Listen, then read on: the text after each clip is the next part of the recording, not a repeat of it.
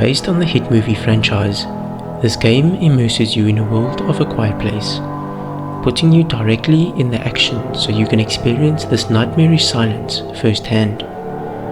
You take on the role of Alex Taylor, a college student with asthma trying to survive in a post-apocalyptic world.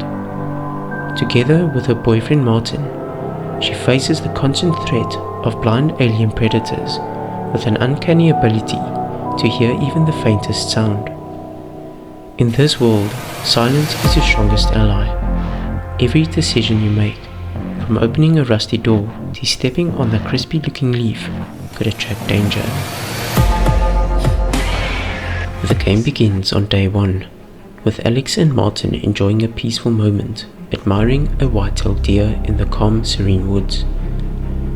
Martin hears something off in the distance, and he decides to investigate, leaving Alex behind. Wondering where he's gone, she walks into the forest trying to find him. The quiet beauty of the moment shifts, and is disrupted by the sound of rustling in the bushes, and a creepy shadow flickering past her. It turns out to be Martin playing a prank. Relieved, but still shaken, Alex admits she was worried that she might lose another person. Alex begins to hyperventilate and suffers an asthma attack. In her panic, Martin's mother, Laura, appears. She helps Alex calm down and breathe properly. Their story moves on as Alex and Laura head to the Edwards home, where a small celebration is taking place.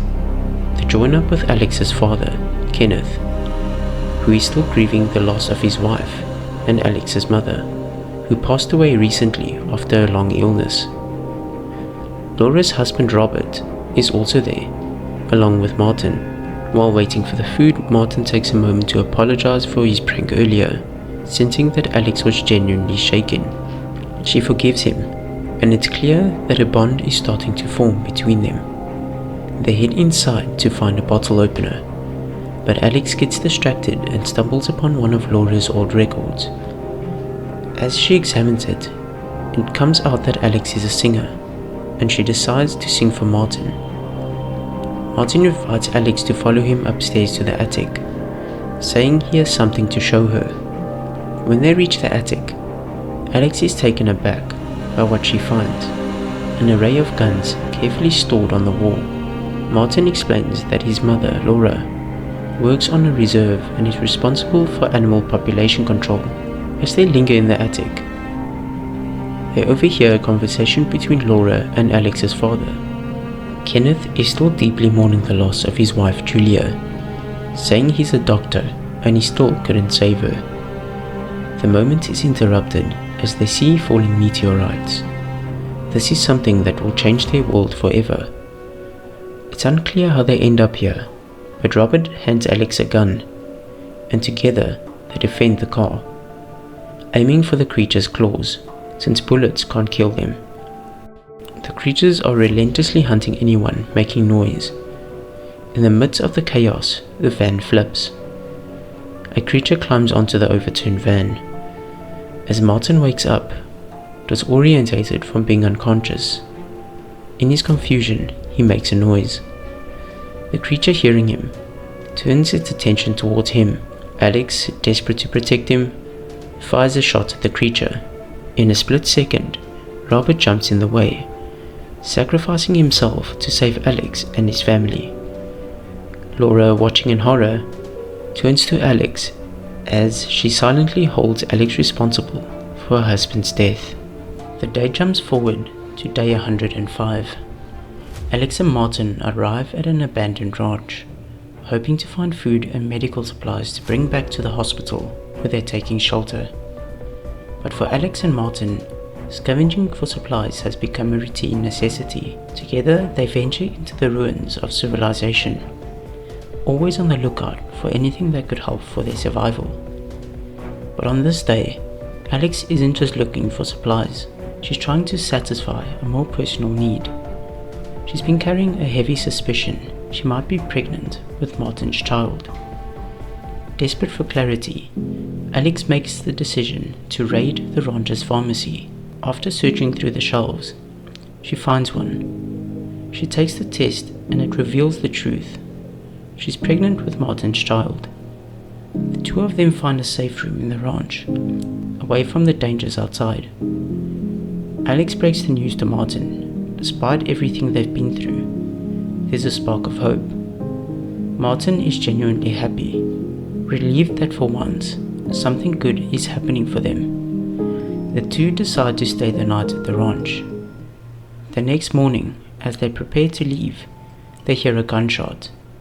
As they're climbing over a log, Alex's hand gets caught in a log, trapping her in place and attracting a creature. Martin, seeing the danger closing in, but knowing they might not have much time, screaming to distract the creature from Alex. All she can do is watch in horror, knowing she will never see him again. When Alex returns to HQ, her father Kenneth learns she's pregnant. They plan to leave, but Kenneth hesitates, wanting to find a radio and confirm someone is out there before they go. Alex is focused on tracking down the National Guard, hoping they can give her the medical care she needs to safely deliver the baby. A devastated Alex also has the inevitable task of confronting her mother-in-law-to-be. Laura, the unforgiving matriarch, doesn't take the news of her son's demise well, holding Alex personally accountable for it. Since Martin's death, Laura has stepped down, causing creepy guy Mark to start taking control, which is bad news for everyone. Looking for the batteries in the hospital storage room, Alex unexpectedly bumps into creepy guy Mark. She returns with the necessary parts to finish her device, a critical tool that measures the number of decibels the player makes compared to the ambient sounds around them, as it alerts her if she makes too much noise. If the sound she produces exceeds the surrounding environment, it's over for her. Alex falls asleep with a pregnancy test in her hand, but when she wakes up, she finds Laura holding it. Laura ends up locking Alex in her room, convinced that the pregnancy makes her a liability, someone who could endanger everyone else. With Kenneth's help, Alex manages to escape through the vents, but the tension between Laura, Mark and Kenneth escalates. Their heated argument, causing Mark to push Kenneth, attracts the attention of the creatures, forcing the entire hospital to evacuate. In the chaos, Alex narrowly escapes the creatures multiple times. She finally makes it out of the hospital, wandering into the forest. Alex sees armed Mark and Laura searching for her. She remembers the plan she and her father Kenneth had made to meet up at the National Guard base. But with everything that's happened, she has no way of knowing if her father is still alive. With no choice but to press on, she has to find her way to the National Guard, hoping that her father is still alive. Alex attempts to follow the train tracks, but soon realizes they are blocked. As she moves through the trees, she spots Mark being attacked and killed by one of the creatures. She now has to avoid the creature as the creature hunts. After managing to slip past the deadly predator, she stumbles upon a house, but when she enters, she finds everyone inside dead. Alex makes her way upstairs, running into Laura, who is holding a weapon. Laura's intentions seem unclear. Alex ends up making a quick decision and escapes through the window. However, in her haste, Alex inadvertently alerts a creature and it begins hunting her. She finally manages to slip past it. Shortly after that, stumbles upon a map, marking a location close to an adventure camp. Braving the perilous path ahead, she carefully avoids bear traps and finally finds her father at the adventure camp. Injured but alive, Kenneth explains that the group who had been at the camp had already moved on, but he had been in contact with someone via radio. Their only hope now is for Alex to find a nearby watchtower and try and make contact. She carefully navigates past creatures. After a tense journey, she finally reaches the watchtower. Alex begins to climb her way to the top. At the top of the watchtower, Alex listens intently as a message comes through the radio. It's from the National Guard. urging all survivors to make their way to the docks. In a place called Clinton, the message explains that people are being loaded onto boats and taken onto an island, where the creatures can't reach them because they can't swim. Kenneth, hearing the news, he asks Alex to meet him at the radio station. But before she can leave, Laura unexpectedly finds Kenneth first, demanding to know where Alex is. The situation quickly takes a dangerous turn. With Kenneth dead and no sign of Laura, Alex is left with no choice but to press onward towards the harbour. As she leaves the camp, she comes across a waterfall. The sound drowns out everything, giving her a rare moment of privacy. Here, under the cascading water, Alex allows herself to cry, mourning her father's death and the overwhelming losses she has endured. Day 120. The next day, after getting some rest, Alex presses forward, moving through the dark and dodgy caves, and emerging on the other side. She finds herself at an abandoned train yard. However, to her surprise, she's not alone. There's more than one creature stalking the area. Things take a turn when the ladder gives way and Alex is forced to make a run for it, and sliding through an open window, escaping into the pump station. Inside, she's met with another challenge. Her flashlight is broken. Forced to rely on flares for light, Alex carefully makes her way through the pump station, avoiding the deadly creatures. After what seems like an eternity, she finds another flashlight, but big surprise, this one makes noise as you have to charge it manually. Eventually makes it out of the pump station as she steps into open air. Before she can reach the harbour, Alex sees a message from the National Guard saying she needs to head through the tech store. There's a problem with the electronic door. It needs power in order for it to unlock. Alex realizes she needs to restore the power to the door by switching it on in a nearby dusty warehouse. As she enters the warehouse, a creature ends up inside. Being hunted by one of the creatures, Alex successfully switches on the power. She rushes into the tech store.